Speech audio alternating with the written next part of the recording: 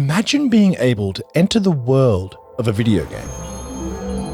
VR so advanced, you can actually feel the grass beneath your feet, smell the approaching rain, and hear creatures scuttling in and out of the undergrowth, almost entirely indistinguishable from real life. What if this incredible game suddenly flipped a switch?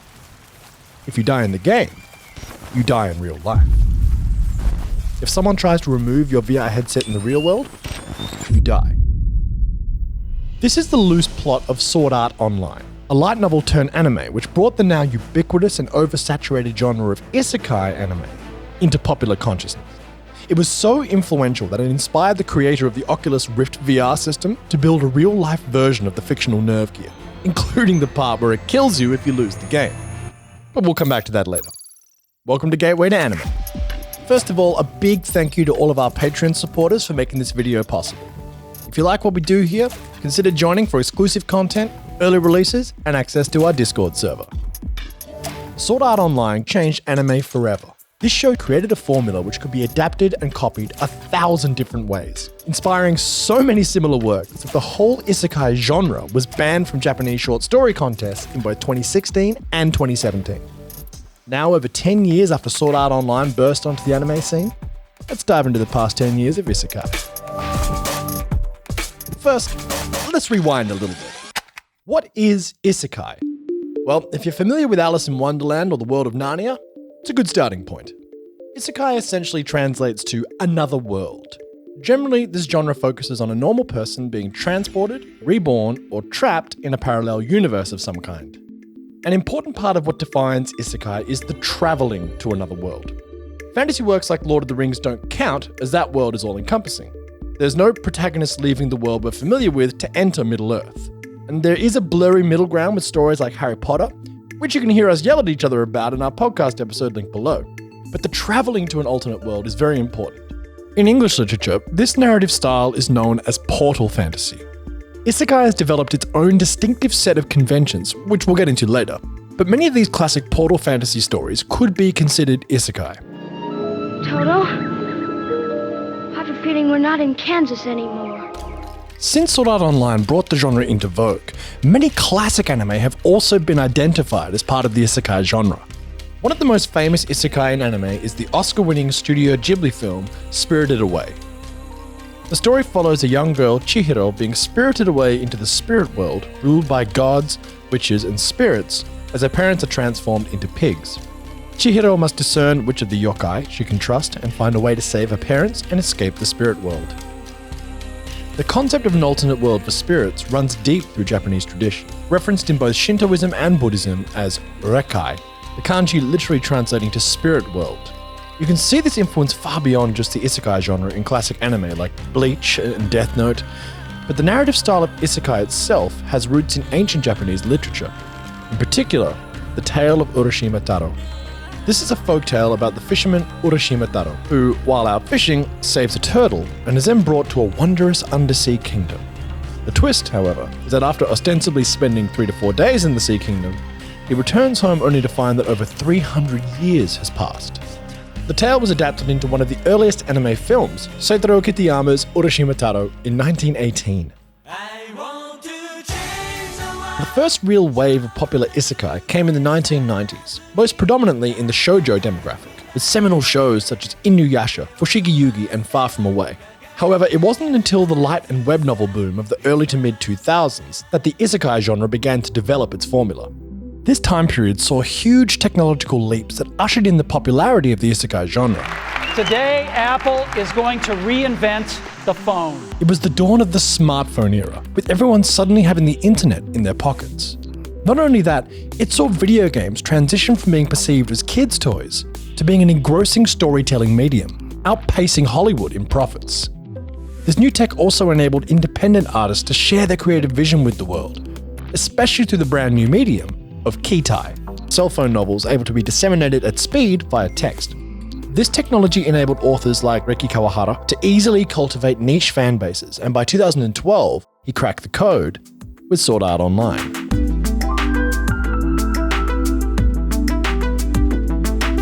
Sword Art Online did more than just showcase a fantasy world. It brought to life the immersive future of the booming video game industry. Sword Art Online channeled all of the fresh excitement for the future of the video game medium into a tight narrative concept. Video game rules, mechanics, and world building, combined with anime storytelling tropes and animation, was a meeting of worlds done right. It established a blueprint which could be taken and filled with whatever details, rules, and worlds you could imagine. Simply take a character, transport them into any kind of universe you can think of, and fill in the gaps as you please. And you have the basis of an Isekai world to build on. It was a brilliant formula, one that could be replicated for years and years to come. Outside of the video game and storytelling elements that made the show so easily accessible and recognizable to the audience, was the love story between Kirito and Asuna. In amongst all the madness of death and destruction wrought by humans being placed in extreme circumstances, there are a lot of similarities to Lord of the Flies in this show. Kirito and Asuna famously just step back from the level clearing and the life or death situations to go hang in the countryside for a while. The show went from high-octane video game fantasy to a slice of life show in the space of an episode. It was a bold and clever storytelling device, which is indeed highly debated amongst the community, but I thought it was a very clever subversion of the audience's expectations. The other famous problem with Sword Art Online is that after the halfway point of Season 1, it falls off a fucking cliff. This is a conversation and debate for another time, but needless to say, things change quite abruptly at that point in the story, and the direction the writer takes the show in is an interesting one. However, that doesn't take away the extraordinary impact and near flawless first 12 episodes of the show. It was literally a genre-defining effort, and one which is still having an influence today. We've also barely mentioned what might be the most ingenious idea that Sword Art Online brought to the table: the concept of NerveGear. The way that people travel to the alternate world of this Isekai is through a hyper-advanced virtual reality headset.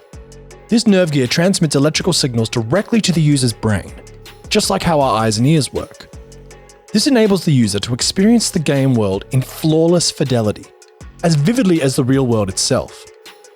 The catch is that, whilst being used, it blocks every transmission between the user's brain and body so they cannot move or feel anything. Not only that, it has the capacity to kill the user while they're jacked into the game world.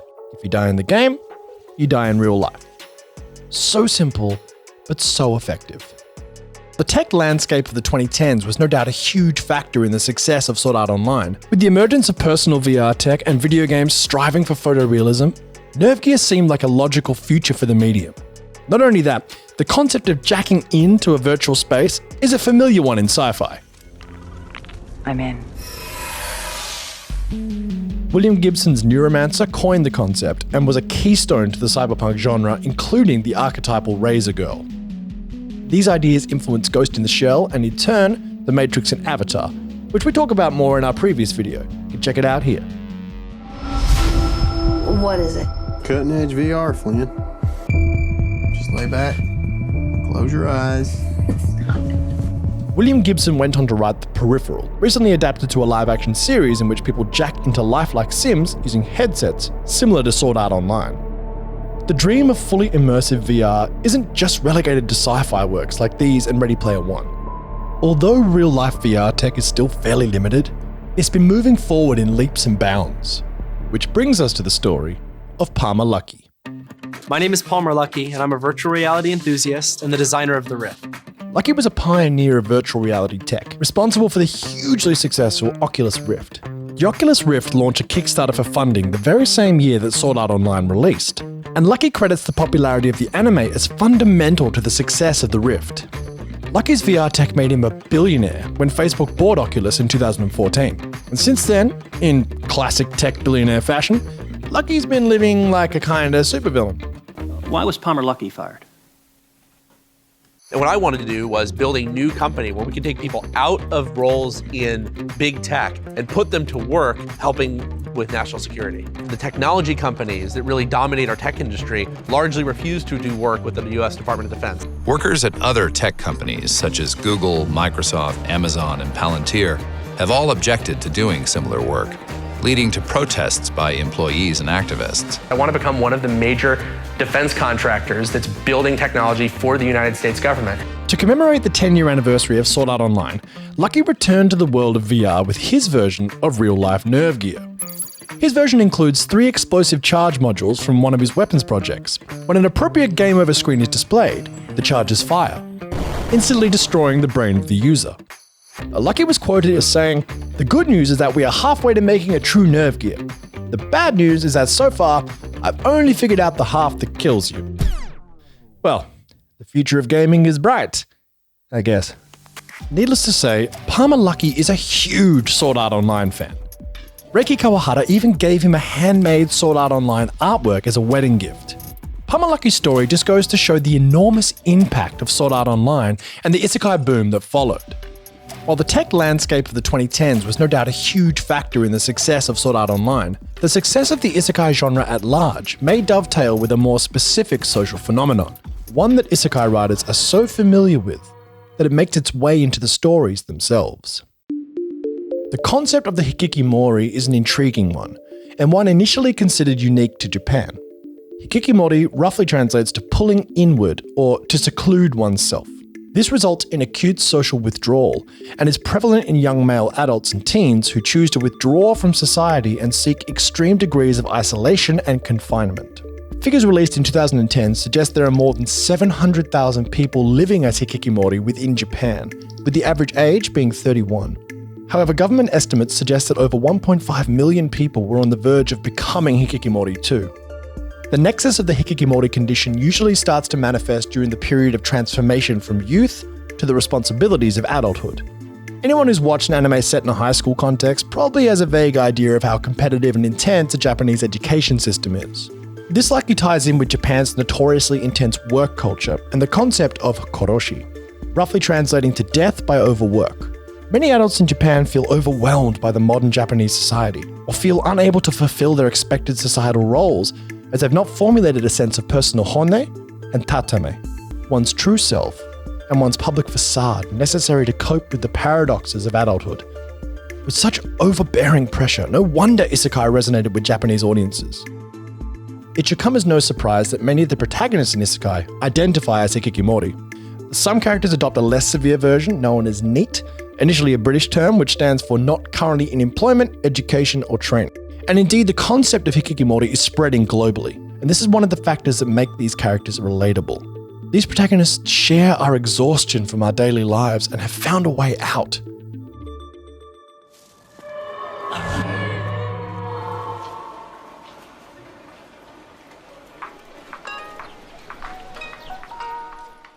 While there are many factors that led to the popularity of Isekai, the genre has come a long way since Sword Art Online. There are a seemingly endless amount of tropes and subgenres, each building off the ridiculousness of their predecessor to the point where things are becoming truly bizarre. Amidst the chaos, a few distinct subgenres have emerged, each being defined by the manner in which the characters travel to the alternate world. Isekai Shoken, which is travel via summoning or evocation. Isekai Ten. This is where the protagonist is transferred into the new world via a litany of different methods. The other primary version is Isekai Tensei, which is reincarnation into another world. This version came along a bit later in the genesis of the genre, and it famously features what have affectionately become known in the anime community as truck-kuns, as many of the main characters are killed by oncoming trucks, leading to their reincarnations. There is, of course, the inverse of the genre called the reverse isekai, where a character from a fantasy world is transported to Earth and participates in modern life. And this is really just the tip of the isekai iceberg. I mean, there are, of course, even more subgenres within the isekai genre, such as cooking and or food-based isekais. Then there is the otome isekai subgenre. This genre focuses primarily on female protagonists being transported into otome games. Otome games are story-based video games targeted towards women. They're dating simulators, essentially, and share a lot of thematic similarities with shoujo and josei mangas and can often devolve into harem-style games. Isekai novels famously have ludicrous titles and concepts. Just to rattle off a few: Reborn as a vending machine, I now wander the dungeon. Wataru, the hot-blooded fighting teen and his epic adventures after stopping a truck with his bare hands. And The Cautious Hero. The hero is overpowered, but overly cautious. And one of the many tropes across all isekai is that once transported into the new world, the protagonist often comes to possess a great power specific only to them, inevitably leading to them becoming a chosen hero type figure. This chosen hero trope in Isekai has also seen a great deal of transformation over the years. When it's done right, subverting this trope can lead to some brilliant characters. When it's done poorly, it not only leads to disappointment, but also has given rise to some of the bigger pitfalls of the Isekai genre. One of my initial favorite Isekai shows that I got into post Sword Art Online was Overlord. The protagonist is so stupidly overpowered and isn't a typical good guy figure. In fact, much of the time he's straight up horrible, which is quite an interesting premise to explore. What does one do when granted near unlimited power? Many psychological studies have explored this concept, most famously Philip Zimbardo's The Lucifer Effect, which was derived from the infamous Stanford prison experiment. While this show had the potential to explore these fascinating kinds of moral themes, unfortunately it very quickly plunged headlong into a straight-up male power fantasy. And this is a major critique I have of a lot of shows in this genre.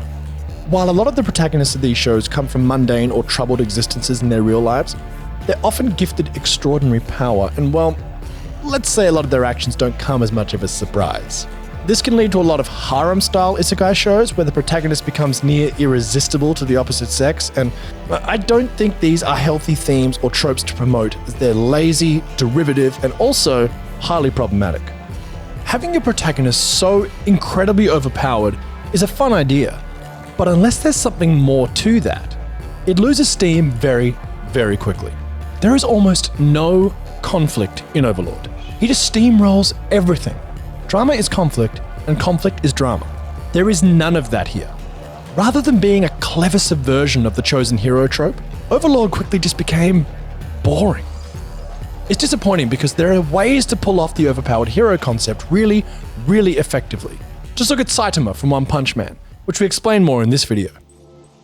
Despite Overlord falling into some of the pitfalls of the isekai genre, the chosen hero trope has also led to some incredible protagonists. And one of my favorites of these protagonists is Subaru from Re:Zero. The thing that's fascinating about Re:Zero is that it is a subversion of the isekai genre, and Subaru of the typical isekai protagonist. Most isekais, as we've mentioned, contain a protagonist with a special power, and Subaru is no different. The twist is, his power is to rewind after death. So every time he dies, he goes back to a sort of save point. But that save point progresses and changes every time he moves past certain key events.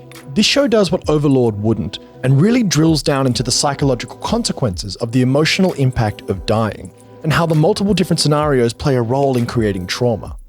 In some timeline runs, he's killed by his best friends. In others, he has to commit horrible acts himself. How does he separate reality from fiction? Which reality is he living in now? What has happened in this timeline? All of this is examined rigorously through the narrative, and it ultimately becomes a meditation on trauma. Subaru becomes a deconstruction of a prototypical isekai protagonist. He's completely and utterly ordinary, set amongst a world of the extraordinary. The interesting thing about this show is that it is trope central, but that is the point. It takes many, many isekai tropes, leans into them, and then subverts them in highly unexpected ways. When Sword Art Online came out, the isekai genre was a game changer. Now that it's saturated the anime market for over 10 years, it's become a tropey and cliched guilty pleasure for many anime fans. From the insanely long titles to the truly bizarre concepts. でもスライムだよな。人間じゃない。 The genre has become somewhat ridiculous, but that doesn't mean isekai has run its course. The allure of escaping our mundane lives to a fantasy world is something universally relatable, and offers near limitless opportunities for world building and character development. Will we ever have another Sword Art Online? Maybe not. But I believe that there is still potential for some incredible isekai anime. I'd like to see far more subversion and self-awareness in the genre. Re:Zero is a good starting point, but I think there's still far more fertile ground to be tilled and many more layers to be peeled back. Now, many will point to Mushoku Tensei as an example of a great modern isekai adaptation, but I personally can't get past the litany of problematic issues that show presents. This is a conversation for another time, but even if people love it for its world building and slick animation, it's still not breaking many rules or pushing the boundaries of the tropes associated with the genre. I'm hoping for some bold new directions for isekai to take to stop itself from becoming more than just a running joke or guilty pleasure within the community. The worst thing that could happen to Isekai is the genre simply limps off into the darkness with a whimper. But for now, at least, it's here to stay.